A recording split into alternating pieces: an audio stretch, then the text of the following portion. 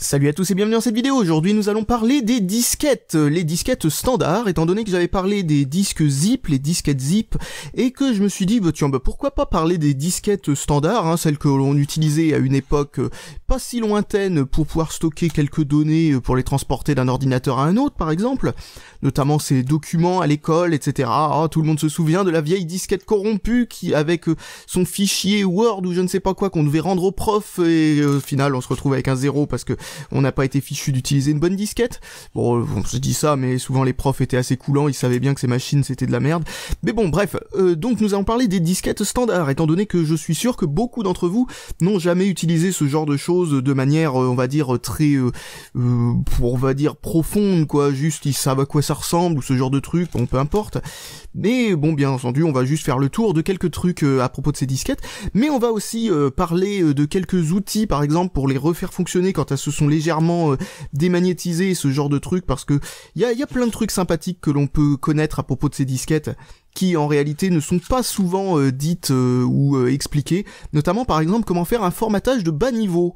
Alors la première chose que l'on va dire à propos de ça, c'est leur capacité. C'est 1,44 mégaoctets. Alors là, il y a marqué MB majuscule, ça veut pas dire mégabit, ça veut dire mégabytes, ce qui est exactement la même chose que les mégaoctets. Par contre, il y a un truc à savoir, c'est qu'il y a un arrondi qui est fait sur les octets, etc., etc. C'est le fait d'utiliser 1000 comme référence pour pouvoir passer de kilos, mégas, gigas, etc. au lieu de 1024. Alors ça crée des erreurs. En réalité, c'est 1,41 la vraie valeur, la vraie capacité formatée. Mais un truc que l'on ne sait pas forcément, c'est que ces disquettes ne font pas 1,44 mégaoctets ou peu importe, elles en font 2000 kilooctets en réalité, 2000 kilooctets, sauf que le formatage en prend une petite partie, même une partie significative. Mais bon, en gros, ce qui se passe, c'est que bien entendu, sur ce genre de machine, nous avons un disque. C'est un disque, c'est un petit disque magnétique. Alors magnétique, mais qui n'est pas, qui est vraiment très souple là, contrairement aux disquettes zip où c'est pratiquement solide, quoi, ça bouge pas beaucoup. Et bien là, c'est flexible mais pas trop. Là, c'est vraiment hyper flexible, quoi. C'est comme une bande magnétique de cassette vidéo, par exemple, de cassette VHS. Bon, c'est à peine mieux tout de même, mais c'est le même principe. Vous voyez un petit peu l'idée. Si vous avez jamais vu ça, c'est extrêmement souple. Je vais pousser ça pour vous montrer. Bon, comme bout de plastique, je vais utiliser l'autre coin d'une disquette. Comme vous pouvez le constater, c'est complètement souple là-dedans. C'est franchement assez fragile, et c'est pour ça que c'est à l'intérieur d'une cartouche de cette manière-là. D'ailleurs, cette disquette contient quelque chose, on va voir si elle est encore capable de démarrer ou si elle a été corrompue par le simple fait d'avoir touché la bande de cette manière-là, par quelque chose qui, logiquement, n'est pas censé pouvoir abîmer une disquette ou je ne sais pas quoi, étant donné que c'est un petit bout de plastique. Mais bon, c'est vraiment très très fragile comme truc. Faut pas les mettre à côté des aimants, faut pas les mettre à côté des haut-parleurs ou ce genre de truc, étant donné que ça se démagnétise facilement. Il y a aussi un autre truc qui pose problème, c'est l'humidité, étant donné que beaucoup de ces disquettes meurent de champignons en réalité. C'est-à-dire qu'il se produit quelque chose dedans, c'est qu'elles pourrissent. Alors on voit une sorte de ligne blanche dessus, alors faut faire attention quand on sort une vieille disquette de l'ouvrir juste pour regarder comme ça en la tournant un petit peu, voir s'il n'y a pas une ligne blanche de moisissure dedans. Il faut savoir que les disquettes récentes entre guillemets, contiennent un anti-fongique, quoi. Il y a un anti-champignon à l'intérieur même de la bande. Bon, ça commence à vieillir, donc je sais pas si c'est encore efficace, mais voilà, il a fallu faire ça un jour parce que c'était une vraie infection, c'était une épidémie, toutes les disquettes tombaient en panne à cause de ça. C'était magnifique. Alors, ce format de disquette, attention, c'est bien à dire, c'est uniquement le 3,5 pouces de chez Sony, dans sa version haute densité. Alors il faut savoir un truc, c'est que c'est Sony qui a inventé ce format-là, c'est pas du tout un format, on va dire, libre et tout ça, même s'il l'est devenu, mais c'est Sony qui a inventé ce truc-là. Alors Sony, on les connaît aussi pour leur fiasco comme les Memory Stick Pro Duo et ce genre de trucs. On va dire que c'est l'une des seules fois, si on compte pas les médias optiques, où Sony a pu imposer un standard à tous les autres constructeurs par eux-mêmes. C'est cette disquette. Alors cette disquette-là, c'est vraiment ce qui a, on va dire, été utilisé le plus longtemps comme média de stockage. Bon, on va peut-être pas compter les clés USB, mais comme média de stockage qui a besoin d'un lecteur. Dans l'informatique jusqu'à présent, parce que c'est vraiment littéralement le truc qui a été utilisé de 1987 à presque 2002, on va dire, pour certaines entreprises et certains endroits. Attendez que je réfléchisse. Ouais, à l'école, on s'en est servi encore jusqu'en 2004, nous. Donc voilà, c'est vraiment... Et puis je pense d'ailleurs, de ce que j'ai lu dans les commentaires, que certains endroits paumés continuent à utiliser ça. C'est dingue, hein, parce que c'est plus fabriqué depuis un bon moment maintenant. Hein. Mais bon, voilà, donc bon, pourquoi pas. Et donc, pour savoir comment ça fonctionne à l'intérieur, on va pouvoir en faire quelques expériences là-dessus. L'une des premières expériences que l'on va faire, c'est qu'on va en mettre une dedans et on va ouvrir le dessus du lecteur. Vous allez voir comment ça fonctionne. C'est vraiment très simple en fin de compte. C'est des disquettes double face, parce que les premières étaient simple face, avec une seule face, avec une seule tête, et de l'autre côté c'était rien. Là nous avons deux têtes, une tête qui appuie sur le côté, on va dire le bas de la bande, et une tête sur le dessus de la bande. Et ça pince comme ça le truc entre deux têtes comme ça. Alors faut faire gaffe à ce qu'il n'y ait pas trop de poussière, même si habituellement ça pose pas de problème. Il faut penser, si on a un lecteur de disquette qui ne marche plus, à tout simplement l'ouvrir et à souffler sur la tête. Habituellement ça marche, parce que sinon on traîne une poussière et à risque de rayer toutes les disquettes, et ça peut être problématique comme ça. On peut bousiller des disquettes très facilement de cette manière-là. Parce que oui, l'un des plus gros problèmes qu'il peut y avoir avec les lecteurs, c'est que une poussière s'incruste dans la tête en fait, se coince dans la tête à l'endroit où... Donc ça, voilà. Si ça arrive, vous avez un lecteur de disquette qui est en réalité une sorte de petit pic à rayer les disquettes, c'est magnifique. Donc on va redémarrer l'ordinateur qui est juste en face de nous, ici, là, juste au-dessus, qui est en train de faire tourner absolument rien, juste en train d'attendre que nous utilisions son lecteur de disquette. Donc je redémarre. Alors sur cette disquette, si vous vous demandez ce qu'il y a, je crois que c'est Colibri OS sur celui-là, et sur celui-là c'est Menuet OS, qui est un système d'exploitation qui tient sur une seule disquette. Alors c'est assez intéressant de voir ça, parce que en réalité, réussir à faire tenir un système d'exploitation complet sur une seule disquette, faut quand même le faire, surtout si c'est un système d'exploitation graphique et non pas un truc comme DOS. Alors voilà, vous pouvez voir le déplacement de la tête et comment ça fonctionne. C'est vraiment très très bête, hein. Franchement ça ne va pas chercher très loin. Voilà, c'est un moteur ici, ce qu'on appelle un stepping motor en anglais ou un servomoteur en français. C'est tout bêtement, secteur mort qui me dit, parce que c'est très certainement parce que j'ai touché la bande de la disquette. Donc hop, j'enlève ça et je suis parti pour redémarrer avec mon autre disquette qui normalement devrait fonctionner. Pouf, voilà. Alors comme je disais, c'est juste un servomoteur qui fait avancer et reculer la tête, et pour pouvoir passer d'une disquette à l'autre, franchement c'est d'une bêtise absolue. Ce petit bouton sur le devant du lecteur fait juste s'ouvrir la tête comme ça, donc c'est vraiment très très simple.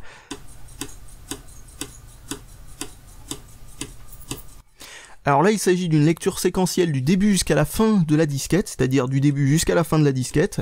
C'est comme ça que ça marche, le début est sur le bord extérieur. Et comme les disques durs en fait, mais c'est l'inverse d'un CD-ROM par exemple, et les médias optiques eux commencent du milieu vers la fin. Et voilà, donc là il s'agit d'un lecteur de disquette assez silencieux, comme vous avez pu le remarquer, parce que vous avez peut-être déjà vu sur internet des vidéos de lecteurs de disquette qui font un bruit épouvantable, ou qui font carrément des symphonies. Alors voici le système d'exploitation que j'ai démarré à partir de ma disquette. Alors c'est vraiment un truc qui est très très simple. Comme vous pouvez le constater, c'est assez réminiscent de Windows 95 en termes d'interface. C'est pas particulièrement beau en gros, c'est ce que ça veut dire. Vous pouvez ouvrir comme ça quelques petits programmes comme un éditeur de texte, des trucs de ce genre, et vous voyez quand même que c'est totalement graphique, etc. Donc c'est vraiment impressionnant d'avoir réussi à faire loger ça à l'intérieur d'une seule disquette. Il faut savoir que même Windows 3.1 demandait un certain nombre de disquettes, je me rappelle plus, mais franchement beaucoup, et Windows 95, on approchait la 50aine de disquettes, il me semble. Donc c'était vraiment du grand n'importe quoi.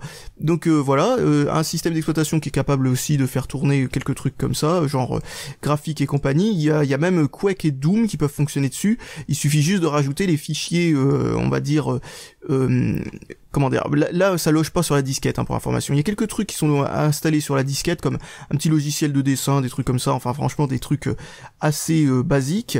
De quoi brancher une imprimante en USB 2, ce genre de truc, enfin bon voilà. Les pilotes pour de la webcam, etc., etc. Enfin bref, il y a quelques trucs qui sont installés par défaut dedans, mais si on prend la version CD, comme je le disais, il y a par exemple une version, il y a le moteur de Doom, il suffit de mettre les fichiers du jeu et hop, on peut comme ça jouer à Doom sur un système d'exploitation qui tient sur une disquette.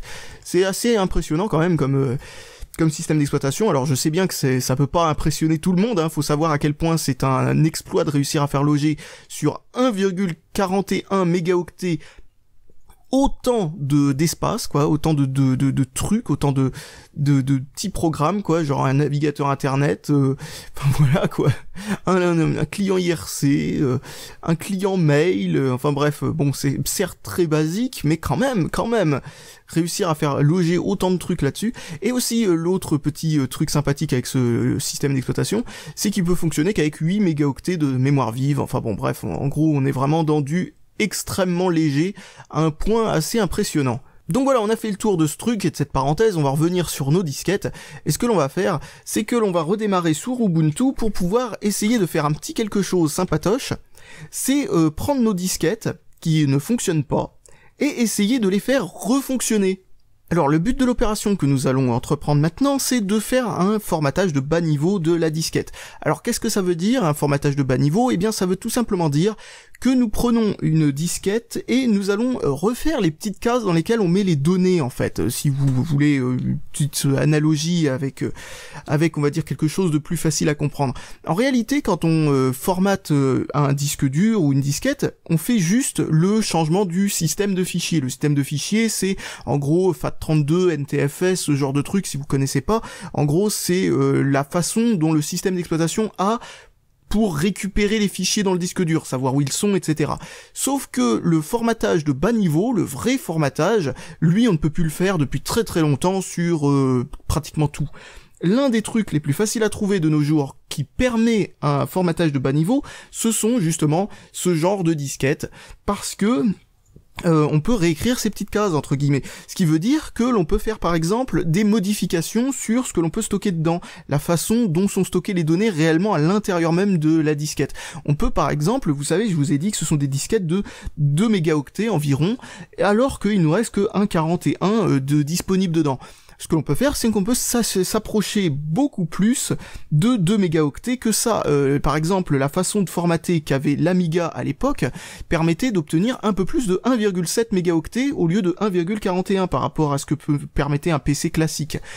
Et voilà, en gros, on pouvait stocker plus de données dans exactement les mêmes disquettes.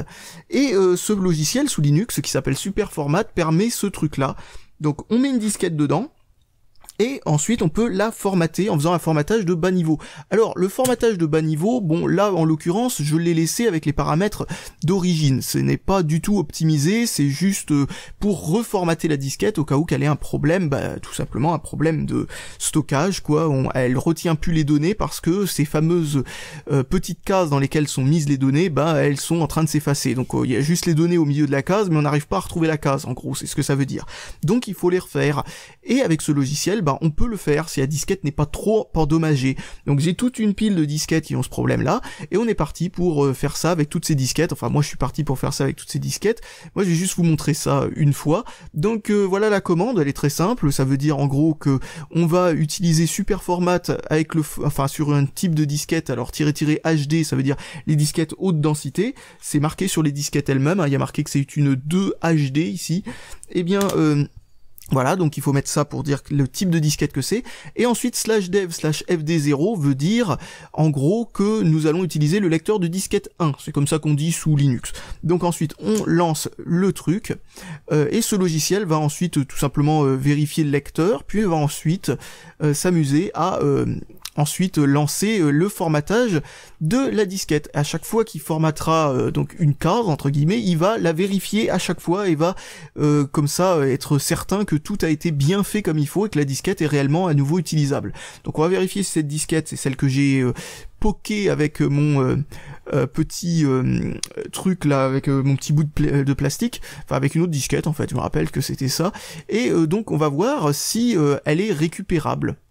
Alors visiblement à partir du secteur du cylindre 68, nous avons des erreurs qui se produisent un peu partout, donc visiblement cette disquette est irrécupérable, peut-être, mais on peut toujours retenter une deuxième fois au cas où. Alors visiblement ça s'est un peu mieux passé parce que nous avons une petite erreur mais ça continuait à faire le formatage jusqu'au bout, donc on peut peut-être essayer une dernière fois de le formater. S'il n'y en a aucune erreur, eh bien ça devrait fonctionner. Donc hop, vous voyez que maintenant nous avons une disquette totalement utilisable, 1,5 mégaoctets, il y a marqué, bon je sais pas trop comment il calcule ça sous Linux parce que c'est différent de la capacité normale. Voilà, donc tout ça pour vous montrer que l'on peut sauver des disquettes qui sont légèrement démagnétisées en les reformatant, en faisant un formatage de bas niveau. Ce genre de formatage est à faire en gros quand on a une disquette qu'on ne peut juste plus formater de manière classique, c'est-à-dire en faisant le formatage bête et méchant de Windows ou de Linux, ou que vous essayez d'inscrire une image disque dessus, ou peu importe, et à chaque fois vous avez des erreurs, ou ce genre de trucs, à la lecture, ou peu importe. Eh bien, en réalité, les disquettes sont généralement pas foutues du tout, elles sont juste en parfait état, c'est juste bêtement que ces disquettes ont besoin d'un formatage de bas niveau. Bon, quand on sait même pas que ça existe, c'est sûr qu'on peut ne pas comprendre à quoi ça sert, et ne pas comprendre comment ça se fait. Alors il y a un deuxième utilitaire sous Linux pour faire ça, qui est plus standard, c'est FD Format, qui veut dire tout simplement formatage de FD, c'est floppy disk pour information, donc /dev/fd0 pour encore une fois utiliser le lecteur 1, hop, on met une disquette dedans, qui a un petit problème, ou qui n'en a pas, hein, juste pour... voilà, et hop, c'est parti. Alors c'est exactement le même principe, et ça fait exactement la même chose.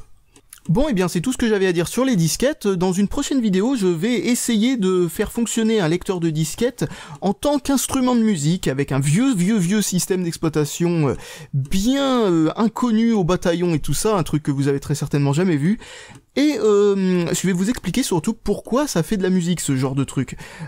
Et bon, bah en réalité, ça vient de ce fameux petit moteur, le moteur du déplacement de la tête. On n'a même pas besoin de mettre une disquette pour que ça fasse du bruit. En réalité, c'est un moteur qui, voilà, fait du bruit au fonctionnement, comme n'importe quel servomoteur de cette époque-là. Donc voilà, bah on va tout simplement exploiter cette petite capacité dans une prochaine vidéo bonus, juste pour vous amuser.